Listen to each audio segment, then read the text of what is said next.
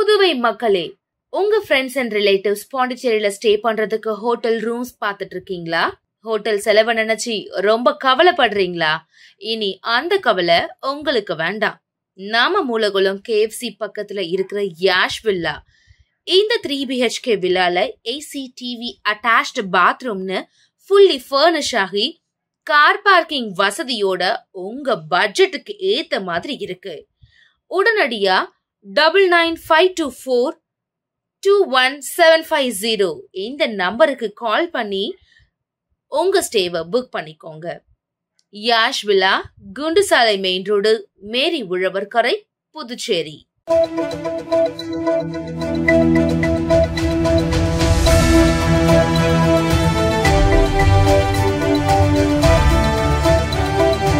வணக்கம்.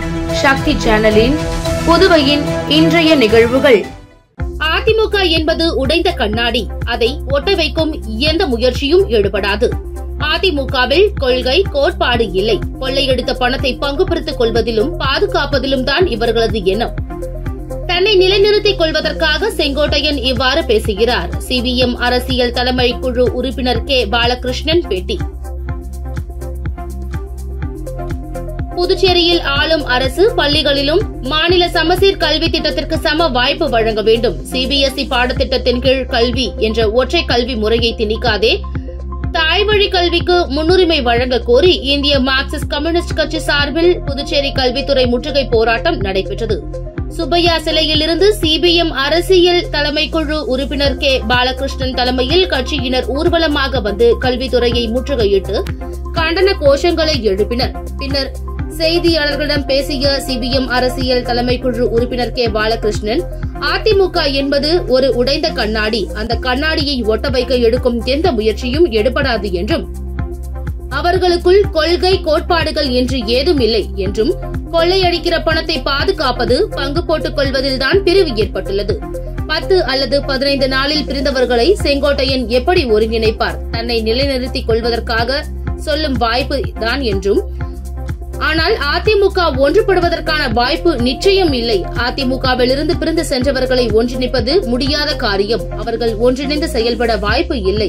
அது காலம் கடந்துவிட்டது என்றார்.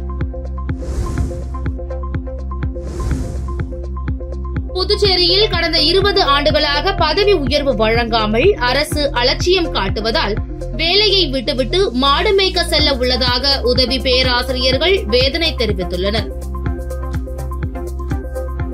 புதுச்சேரி அரசு கல்லூரிகளில் பணியாற்றும் உதவி பேராசிரியர்களுக்கு கடந்த 20 ஆண்டுகளாக பதவி உயர்வு வழங்கப்படவில்லை.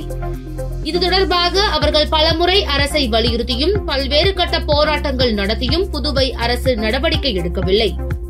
இந்நிலையில் அரசு கல்லூரி உதவி பேராசிரியர்கள் சங்கம் சார்பில் கோரிக்கைகளை வலியுறுத்தி ஆளுநர் மாளிகையை நோக்கி பேரணி இன்று நடைபெற்றது.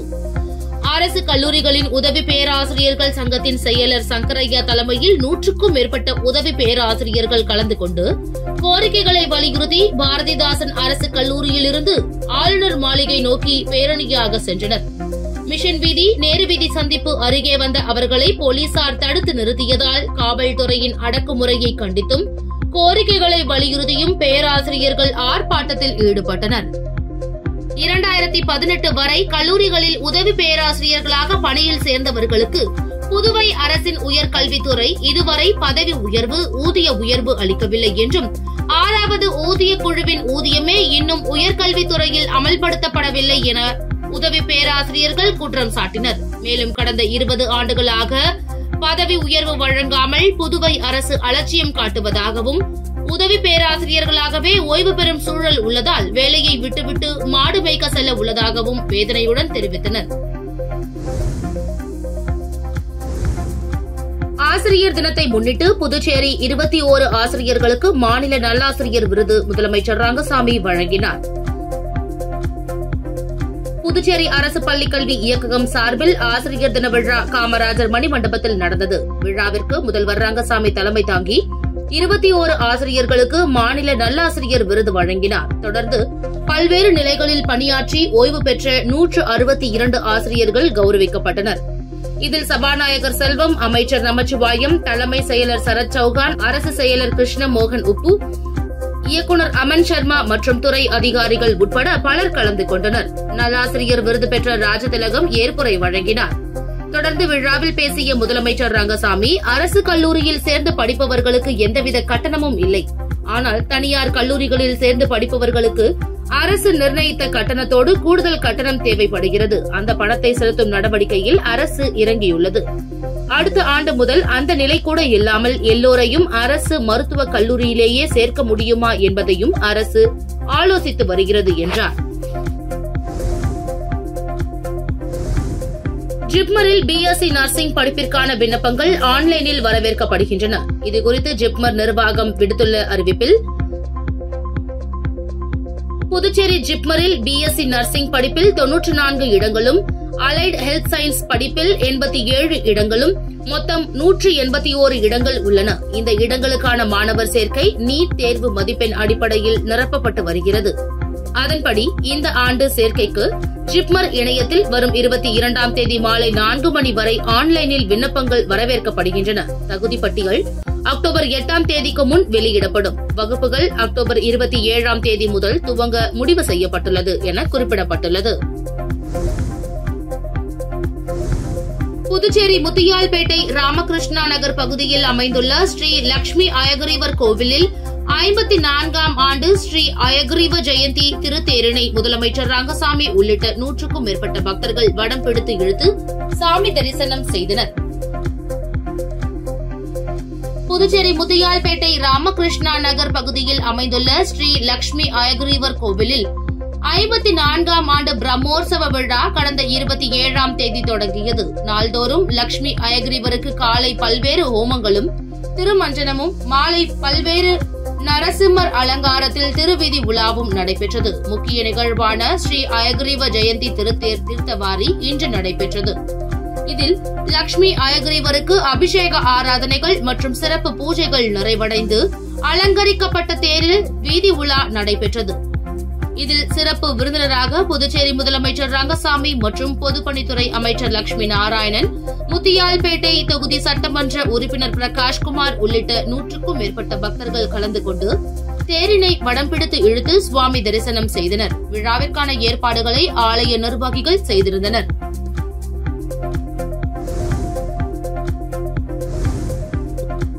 துணை தாசில்தார் பணிக்கான தேர்வு முடிவுகளை பணியாளர் தேர்வாணையம் வெளியிட்டுள்ளது. அரசின் வருவாய் மற்றும் பேரிடர் மேலாண்மை துறையில் காலியாக உள்ள 30 துணை தாசில்தார் பணியிடங்களை நிரப்புவதற்கான அறிவிப்பு வெளியிட்டது. இத்தேர்விற்கு 30,000க்கும் மேற்பட்டோர் விண்ணப்பித்திருந்தனர். இவர்களுக்கான தேர்வு கடந்த 31ஆம் தேதி நடந்தது. அதில் 24,000 பேர் தேர்வு எழுதினர். இத்தேர்வின் முடிவு நேற்று வெளியிடப்பட்டுள்ளது. அதில் பொது பிரிவில் 200க்கு 155.75 மதிப்பெண் பெற்று இளஞ்செழியன் என்பவர் முதலிடம் பிடித்துள்ளார். எம்பிசி பிரிவில் மாணவி விஜயவல்லி 146.50 மதிப்பெண் பெற்று முதலிடம் பிடித்துள்ளார். இப்பிரிவில் 5 பேர் தேர்வாகியுள்ளனர். ஓபிசி பிரிவில் மாணவர் குமார விஜயராஜ் ராம்ஜி 139.25 மதிப்பெண் பெற்று முதலிடம் பிடித்துள்ளார். இப்பிரிவில் 5 பேர் தேர்வு செய்யப்பட்டுள்ளனர். இபிசி பிரிவில் பொற்செல்வன் 143.25 மதிப்பெண்கள் பெற்று, பிசிஎம் பிரிவில் ஆஷிப் மீரான், இடபிள்யூஎஸ் பிரிவில் ரிஷி உட்பட 3 பேர் தேர்வு செய்யப்பட்டுள்ளனர். இது தவிர 12 பேர் காத்திருப்போர் பட்டியலில் இடம்பெற்றுள்ளனர். டார்ச்சர் கொடுக்கும் 2 அமைச்சர்கள் பற்றி முன்னாள் அமைச்சர் சந்திர பிரியங்கா என்னிடம் புகார் அளித்தால் முதல்வரிடம் பேசி தீர்வு காணப்படும் என சபாநாயகர் செல்வம் தெரிவித்துள்ளார். புதுச்சேரி சட்டப்பேரவையில் செய்தியாளர்களை சந்தித்த சபாநாயகர் செல்வம், ரூபாய் 669 கோடிக்கு புதுச்சேரி சட்டப்பேரவை கட்டும் திட்டம் இறுதி வடிவம் பெற்றுள்ளது. கடந்த 2ஆம் தேதி தலைமை செயலரின் கையொப்பம் இடப்பட்டு மத்திய நிதியமைச்சகத்திற்கு கோப்பு சென்றுள்ளது. அரசு செயலர் முத்தம்மா இதற்கான பூர்வாங்க நடவடிக்கையை எடுத்து வருகின்றார். விரைவில் நிதி பெறப்பட்டு டெண்டர் விடப்படும். இந்த ஆட்சியிலேயே அடிக்கல் நாட்டப்படும். மாநில அந்தஸ்து தொடர்பாக என்ஆர் காங்கிரஸ் உள்ளிட்ட பல எம்எல்ஏக்கள் கடிதம் கொடுத்துள்ளனர். விரைவில் சட்டப்பேரவை கூட்டப்பட்டு விவாதிக்கப்படும் என்றார். முன்னாள் அமைச்சர் சந்திர பிரியங்கா புகார் கூறியிருப்பது குறித்து செய்தியாளர்கள் கேட்டபோது அதற்கு சபாநாயகர், அது சம்பந்தமாக என்னிடம் எந்தவித கடிதமும் வரவில்லை. அமைச்சர்களின் பெயர்களையும் அவர் குறிப்பிடவில்லை. நானும் என்னுடைய அலுவலக தொலைபேசி எண்ணிலிருந்து 3 முறை தொடர்பு கொண்டும் அவர் எடுக்கவில்லை. எனவே என்னிடம் கடிதம் கொடுத்தால் முதல்வரிடம் கலந்து பேசி உடனடியாக நடவடிக்கை எடுக்கப்படும் என்றார். போதைப்பொருள் விழிப்புணர்வு நிகழ்ச்சியில் திருநங்கைகளை ஈடுபடுத்த வேண்டும் என்று புதுச்சேரி மாவட்ட ஆட்சியர் குலோத்துங்கன் உத்தரவிட்டுள்ளார். புதுவை சமூக நலத்துறை மூலமாக மாவட்ட அளவிலான போதை ஒழிப்பு குழு கூட்டம் மாவட்ட ஆட்சியர் அலுவலக கருத்தரங்கு கூடத்தில் நடைபெற்றது. ஆட்சியர் குலோத்துங்கன் தலைமை தாங்கினார். காவல்துறை, சுகாதாரத்துறை, சட்டத்துறை, கல்வித்துறை, மகளிர் மேம்பாட்டுத்துறை மற்றும் சமூக நலத்துறை அதிகாரிகள் கலந்து கொண்டனர். சமூக நலத்துறை மூலமாக நடத்தப்பட்ட போதை ஒழிப்பு விழிப்புணர்வு நிகழ்ச்சிகள், பயிற்சிகள் மற்றும் கருத்தரங்குகள் குறித்து விவரிக்கப்பட்டன. இதனைத் தொடர்ந்து சமூகம் சார்ந்த விழிப்புணர்வு நிகழ்ச்சிகளில் மாணவ பிரதிநிதிகள், சுய உதவிக் குழுக்கள், திருநங்கைகள், அங்கன்வாடி பணியாளர்கள், ஆசிரியர்கள் ஆகியோரை ஈடுபடுத்த ஆட்சியர் உத்தரவிட்டார். இக்கூட்டத்திற்கான ஏற்பாடுகளை சமூக நலத்துறை இயக்குநர் ராகினி, துணை இயக்குநர் கருணாநிதி, கள அதிகாரி மற்றும் பணியாளர்கள் செய்திருந்தனர்.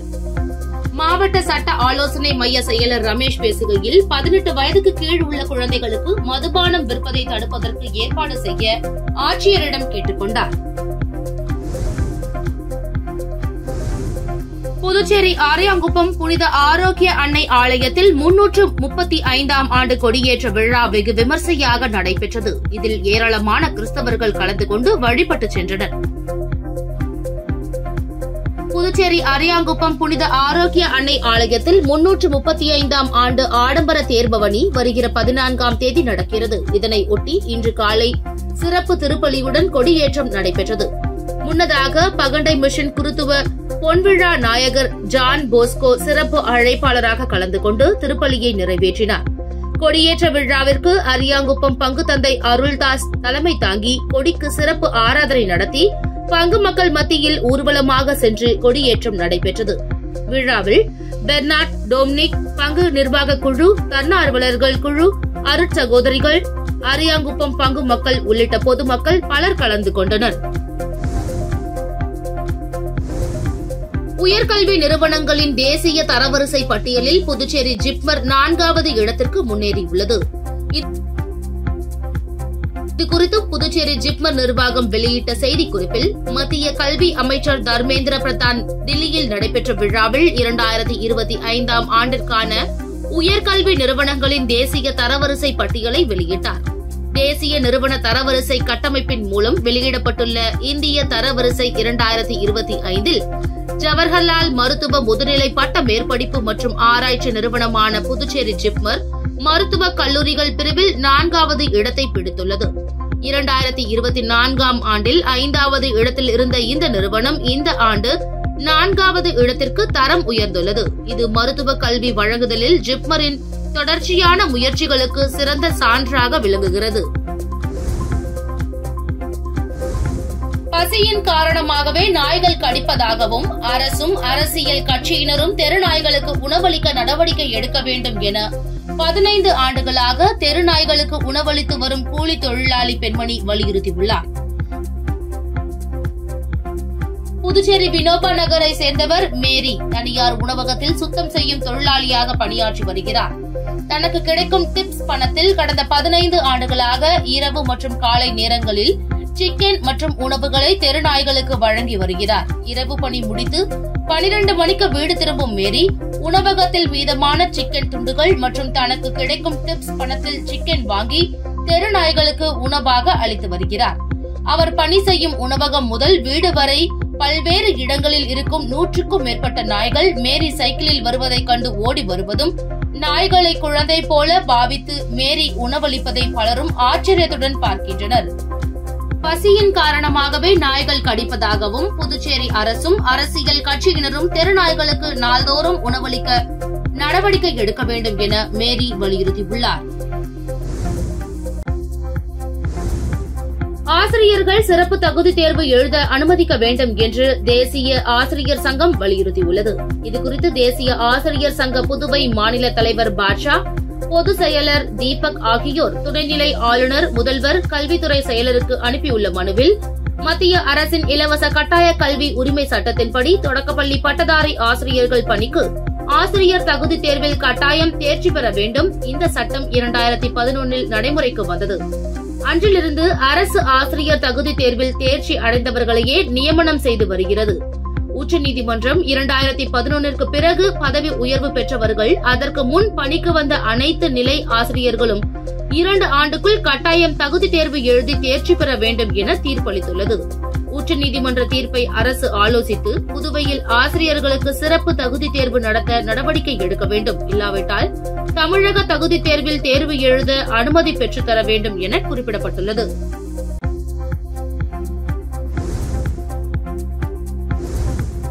ஓணம் பண்டிகையை முன்னிட்டு ஓணம் சதய உணவை சாப்பிட்ட எண்ட நாடு உணவகத்தில் கேரள வாழ் மக்கள் கூட்டம் அலைமோதியது. ஓணம் சதய என்பது கேரளாவின் பாரம்பரிய உணவாகும். இது ஓணம் பண்டிகையின் போது வாழை இலையில் பரிமாறப்படும் சைவ விருந்தாகும். புதுச்சேரியில் வாழும் கேரள மக்களும் உணவு பிரியர்களும் ஓணம் சத்யாவை வழங்கக்கூடிய உணவகங்களை தேடி வந்தனர். புதுச்சேரி நகரின் மையத்தில் உள்ள எண்டை நாடு என்ற கேரள உணவு கூடத்தில் இன்று மதியம் 1500 பேருக்கு உணவு தயாரானது. அதைவிட கூட்டம் அலைமோதியது. கல்லூரி விடுதிகளில் தங்கியுள்ள மாணவ மாணவியர்கள் இன்று ஒருநாள் விடுதி உணவை தவிர்த்து ஓணம் சத்யாவை தேடி வந்ததாக தெரிவித்தனர்.